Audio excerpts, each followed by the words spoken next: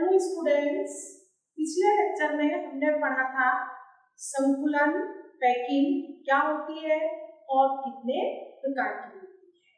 आज हम पढ़ेंगे पैकिंग एफिशिएंसी, संकुलन क्षमता। संकुलन क्षमता क्या होती है तो इसे हम एक एग्जांपल द्वारा देखते हैं। आपके पास यदि एक बॉक्स है और आपसे कहा जाए कि इस बॉक्स में आपको कुछ बॉल को अरेंज करना है, तो आप दो तरह से अरेंज करेंगे, या तो सारी बॉल उठा के एक साथ डाल दें या फिर उनको एक एक करके इस तरह से व्यवस्थित करें कि ज्यादा से ज्यादा स्थान का उपयोग हो जाए। तो यहाँ पर जो पैकिंग क्षमता है वो ज्यादा से ज्यादा स्थान का उपयोग करना, इसे हम क्रिस्टल ठोस में दो प्रकार से हम पढ़ते हैं। पहला संकुलन विभाज, संकुलन विभाज, पैकिंग फ्रैक्शन, संकुलन विभाज, पैकिंग फ्रैक्शन। पैकिंग फ्रैक्शन की परिभाषा होगी किसी क्रिस्टल ठोस में उपलब्ध स्थान में से अवयवी कणों द्वारा घेरा गया स्थान पैकिंग फ्रैक्शन या संकुलन विभाज कहलाता है। पैकिंग फ्रैक्शन को सूत्र के माध्यम से निकालेंगे। संकुलन विभाज पैकिंग फ्रैक्शन। पैकिंग फ्रैक्शन ये होगा अवयवी कणों द्वारा घेरा गया स्थान। अवयवी कण, परमाणु, अणु, आयन अवयवी कणों द्वारा घेरा गया स्थान अपॉन इकाई कोशिका का आयतन। इकाई कोशिका का आयतन, इकाई कोशिका का आयतन। इसे हम इस तरह से भी लिखते हैं, अवयवी कणों का आयतन, अवयवी कणों का आयतन अपॉन इकाई कोशिका का आयतन। इकाई कोशिका का आयतन, इकाई कोशिका का आयतन। ये संकुलन विभाज, संकुलन विभाज पैकिंग फ्रैक्शन भी है। पैकिंग फ्रैक्शन क्या है? अवयवी कणों का आयतन अपॉन इकाई कोशिका का आयतन। अवयवी कणों ने जितना इकाई कोशिका में आयतन घेर रखा है वो आयतन और इकाई कोशिका का पूरा आयतन। जब हम संकुलन क्षमता के रूप में पढ़ते हैं, संकुलन क्षमता, संकुलन क्षमता प्रतिशत में निकालते हैं और संकुलन क्षमता की परिभाषा होगी किसी क्रिस्टल ठोस में उपलब्ध स्थान में से अवयवी कणों द्वारा घेरे गए आयतन का प्रतिशत। अवयवी कणों द्वारा घेरे गए आयतन का प्रतिशत संकुलन क्षमता कहलाती है।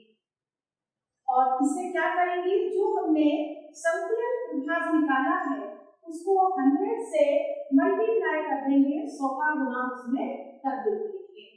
अवयवी कणों का आयतन, अवयवी कणों का आयतन इंटू 100 और अपॉन में आएगा इकाई कोशिका का आयतन। इकाई कोशिका का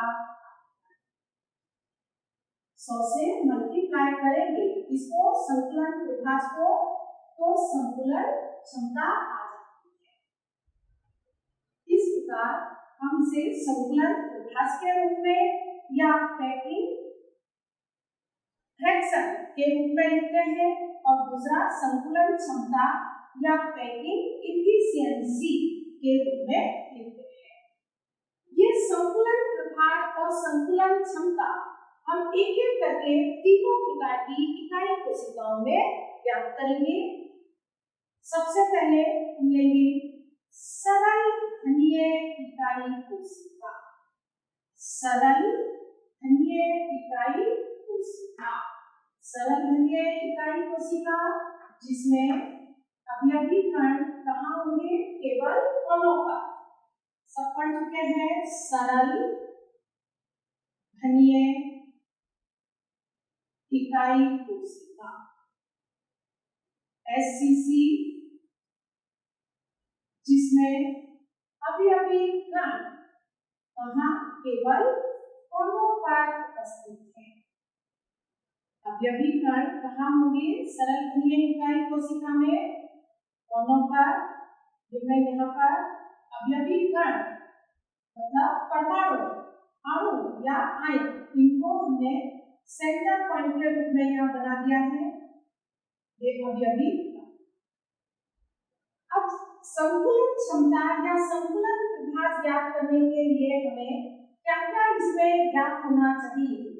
सबसे पहले हमें एज लेवल, किनारे की लंबाई, घनीय है किनारे की लंबाई a, तो इकाई कोशिका का आयतन क्या होगा?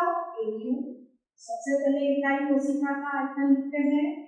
इकाई कोशिका का, इकाई कोशिका का आयतन कितना होगा? A into A into A, AQ हो गया। दूसरा हम देखते हैं इसमें त्रिज्या और किनारे की लंबाई में RNA संबंध, ये भी हम पढ़ चुके हैं। सरल घनीय के लिए RNA किनारे की लंबाई और त्रिज्या, त्रिज्या और किनारे की लंबाई में संबंध कितना होगा? ये होगा A इक्वल टू R। इसके लिए सरल घनीय इकाई कोशिका के लिए। तीसरा हम इसकी रैंक देखते हैं। रैंक मतलब प्रति इकाई कोशिका कणों की संख्या। प्रति इकाई कोशिका, एक कोशिका में प्रति इकाई कोशिका रैंक, जिसे क्या कहते हैं? इकाई कोशिका की रैंक, प्रति इकाई कोशिका कणों की संख्या। सरल घनीय इकाई कोशिका में कणों की संख्या होती है A। सबको मालूम है 8 इंटू 1/8, तो कितनी आ जाएगी? 1 आ जाएगी। इसके बाद ये जो एटम है या परमाणु है, ये स्फेरिकल होते हैं, गोल होते हैं।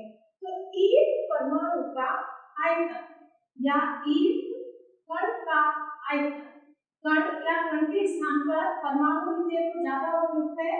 एक परमाणु का आयतन, एक परमाणु का आयतन सभी को मालूम है। जो एक स्फीयर होता है, गोला होता है, उसका आयतन होता है 4/3 पाई r क्यूब, 4/3 पाई r क्यूब। इतना आपको मालूम होना चाहिए इस इकाई कोशिका के लिए। सबसे पहले हम निकालेंगे संकुलन प्रभाज। संकुलन प्रभाज, संकुलन प्रभाज पैकिंग फ्रैक्शन। पैकिंग फ्रैक्शन क्या है? परमाणुओं का आयतन, अवयवी कण मतलब परमाणु, अणु अथवा आयन, परमाणुओं का आयतन अपॉन इकाई कोशिका का आयतन, इकाई कोशिका का आयतन, इकाई कोशिका का आयतन। सरल घनीय में परमाणुओं की संख्या कितनी है? 1, और एक परमाणु का आयतन है 4/3 पाई r क्यूब इंटू 4/3 कोशिका का आयतन कितना है? इकाई कोशिका का आयतन AQ। आगे अब हम इनका जो मान है वो हम यहाँ रखेंगे और क्या आ जाएगा? 1/3 पाई आर क्यूब अपॉन एक के स्थान पर क्या रखेंगे? 2r, 2r का होल क्यूब। आगे सॉल्व करते हैं। 4/3 पाई आर क्यूब, इस क्यूब को हम इसको किस तरह से लिख सकते हैं? 2 का क्यूब कितना होगा? 8 r क्यूब, r क्यूब से r क्यूब कैंसिल हो गया, 4 से इसको कैंसिल किया और ये आ जाएगा 5/6। 5 की वैल्यू होती है 3.14 डिवाइडेड बाय 6। जब आप इसको सॉल्व करेंगे तो ये आएगा 0.52, 0.52 जो संतुलन प्रभाज है। क्या है? Packing fraction. और जब इससे हम क्या निकालेंगे? संतुलन क्षमता ज्ञात करेंगे। पैकिंग एफिशिएंसी, संतुलन क्षमता, इसको हम 100 से मल्टीप्लाई करेंगे। 0.52 मल्टीप्लाई बाय 100, ये आएगा 52%। कई बार क्वेश्चन में संतुलन प्रभाज पूछते हैं और आपको पैकिंग एफिशिएंसी या संतुलन क्षमता याद होती है, तो यहाँ दोनों को अलग अलग याद रखना है। संतुलन प्रभाज 0.52 और संतुलन क्षमता 52%। ये दो फार्मूले याद रखना है। पैकिंग फ्रैक्शन, संतुलन प्रभाज और संतुलन, ये दो फार्मूले महत्वपूर्ण है। डेरिवेशन आपको इसलिए सॉल्व करवाया कि आपको ये समझ में आए कि ये दोनों मान किस तरह से आए। इसके लिए हमारे सरल घनीय इकाई कोशिका के लिए अब इसका स्क्रीनशॉट ले लीजिए और आगे चलते हैं। आप फलक केंद्रित घनीय इकाई कोशिका, फलक केंद्रित घनीय इकाई कोशिका। फलक केंद्रित घनीय इकाई कोशिका में परमाणु या अवयवी कण कोनों के साथ साथ प्रत्येक फलक पर भी उपस्थित है। फलक केंद्रित, इसके लिए फलक केंद्रित घनीय इकाई कोशिका, सूत्र यही रहेगा और ये यूनिट हो जाएगी XC face centre unit set.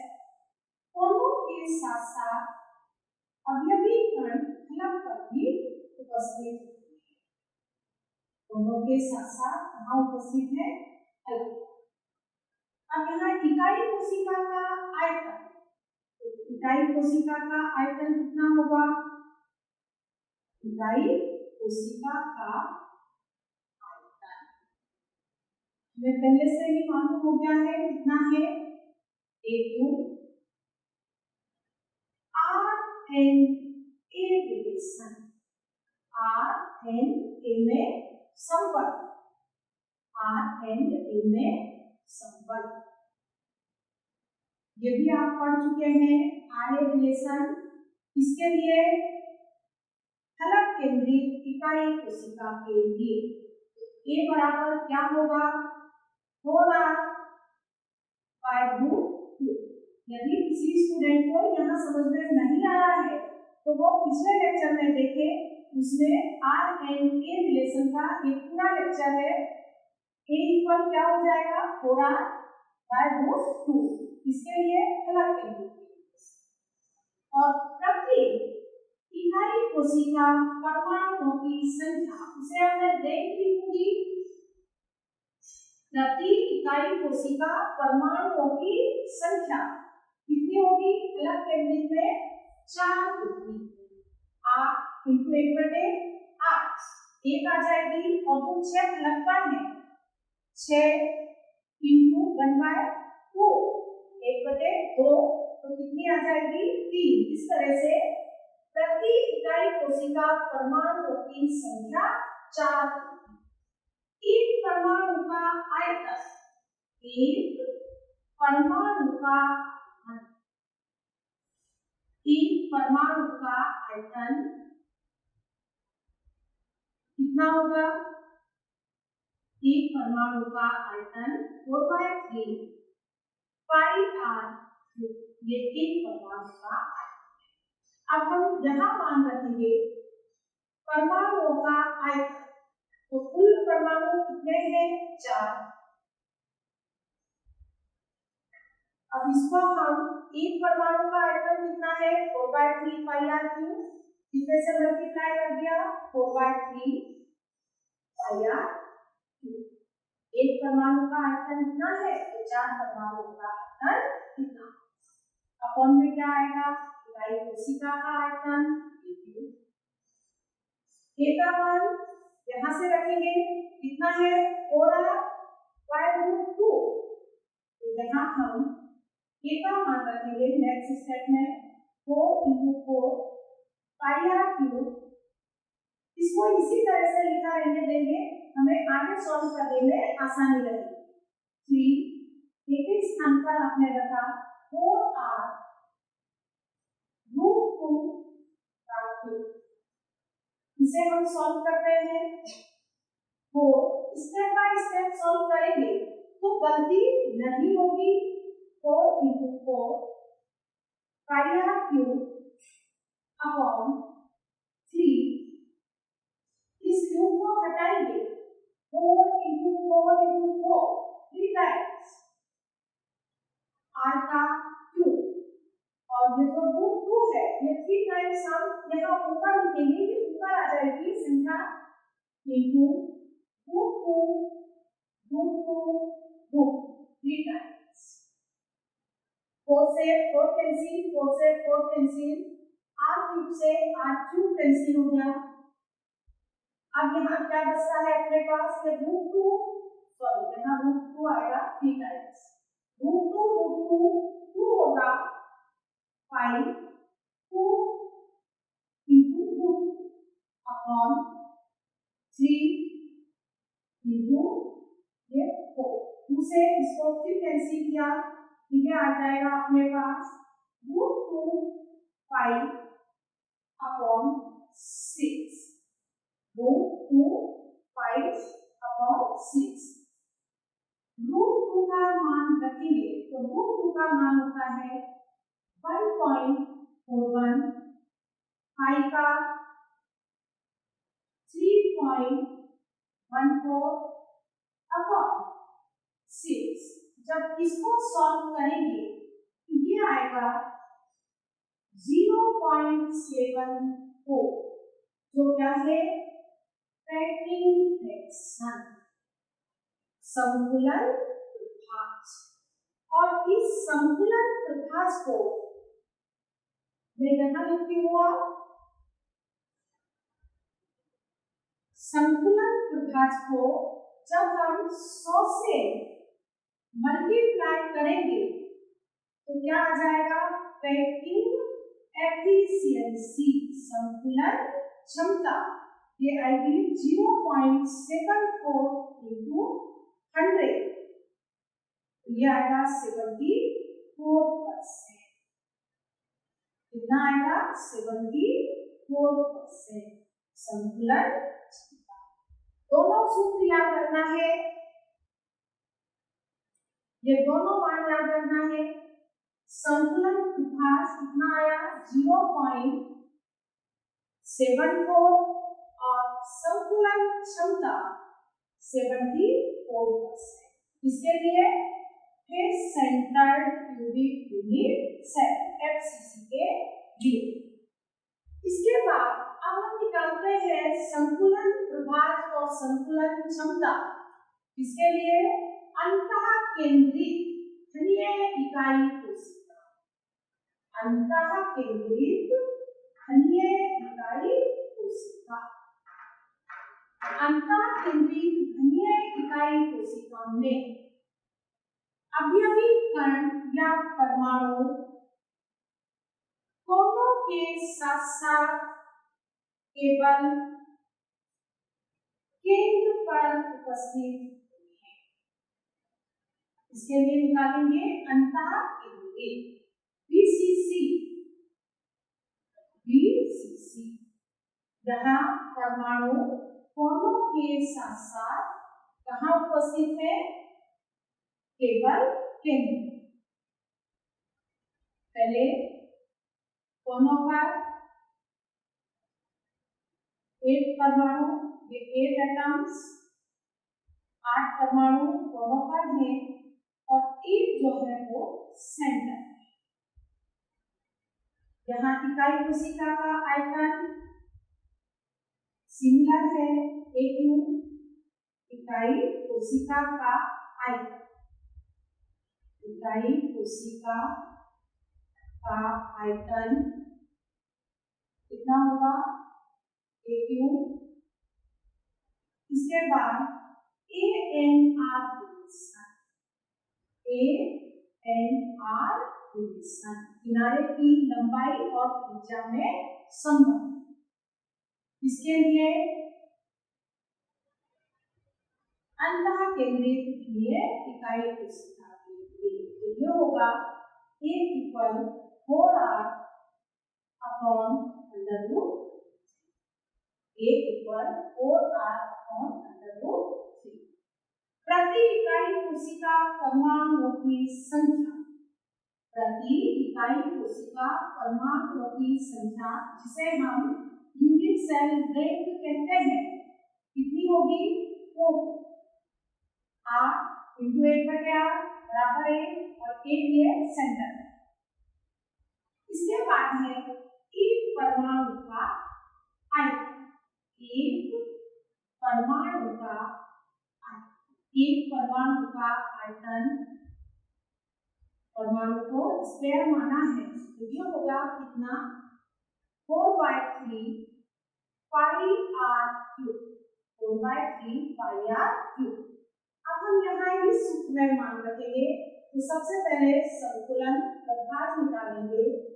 परमाणुओं का आयतन कुल कितने परमाणु हैं 2 और एक परमाणु का आयतन कितना है 4/3 पाई R क्यूब, 4/3 पाई R क्यूब। इकाई कोशिका का आयतन A का मान कर देंगे, A का मान कितना है अंतःकेंद्रित धनीय इकाई कोशिका के लिए 4R/√3। तो यहाँ हम A का मान रखेंगे 2 × 4 पाई R क्यूब अपॉन 3 और इसका मान रखेंगे तो ये आएगा 4R/√3 का क्यूब। इसे हम step by step he solve करेंगे। इसके बाद आगे सॉल्व करते हैं 2 × 4 पाई R cube upon 3 × 4 × 4 × 4 R cube और ये जो √3 है इसे हम ऊपर लिख देते हैं तो यहाँ √3 3 टाइम्स आएगा। R क्यूब से R क्यूब कैंसिल हो गया, 4 से 4 कैंसिल हो गया और 2 से हमने इसको 2 टाइम्स कैंसिल कर दिया। √3 ये 3 होता है तो यहाँ आ जाएगा 5 3 √3 अपॉन ये 3 सॉरी यहाँ पहले हम इसको 3 × 2 × 4 3 से 3 कैंसिल कर दिया और अब ये यहाँ अपने पास आ जाएगा 5 √3 अपॉन 8। 5 की वैल्यू है 3.14, √3 होता है 1.73 डिवाइडेड बाय 8। इसको सॉल्व करेंगे तो ये आएगा 0.68 जो अंतःघनीय इकाई कोशिका के लिए संकुलन विभाजक है। क्या है? संकुलन विभाजक।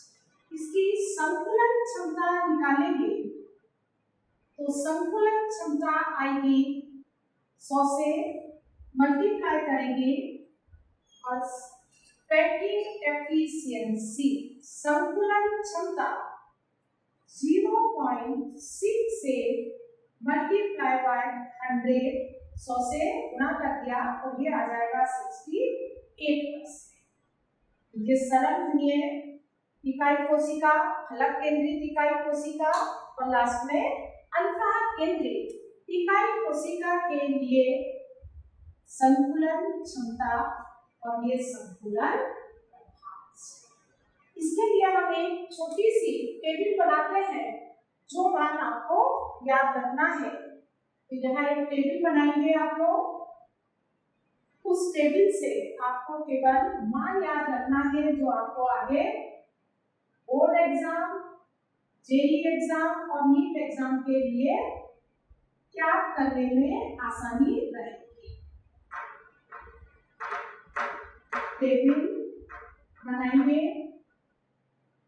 सबसे पहले यूनिट सेल इकाई कोशिका।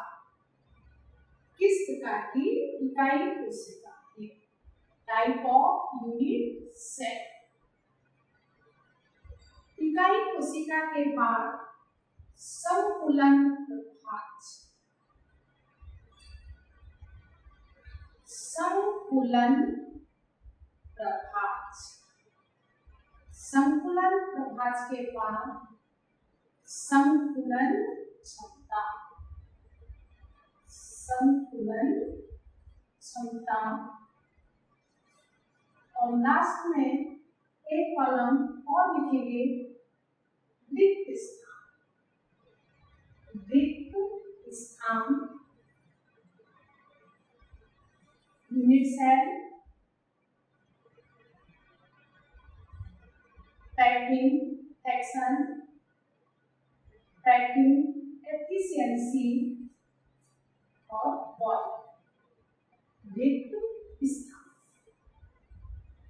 सबसे पहले लिखेंगे सरल घनीय। सरल घनीय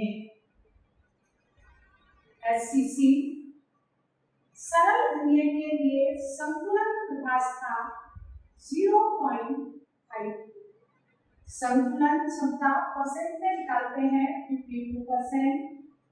अब 52% स्थान कणों द्वारा घेरा गया है। अभी अभी कणों द्वारा कितना 52% स्थान घेरा गया है तो रिक्त स्थान कितना होगा 48%।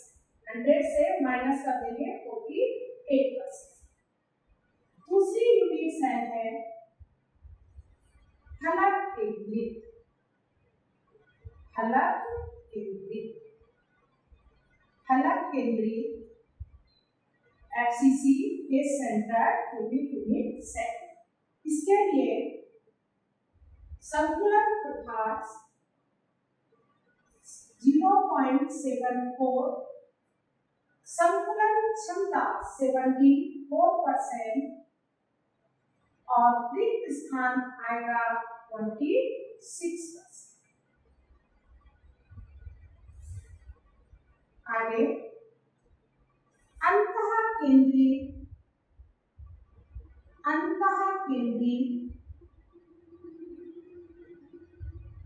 इकाई कोशिका बीसीसी। बीसीसी में संकुलन प्रभाज 0.68। संकुलन क्षमता 68%।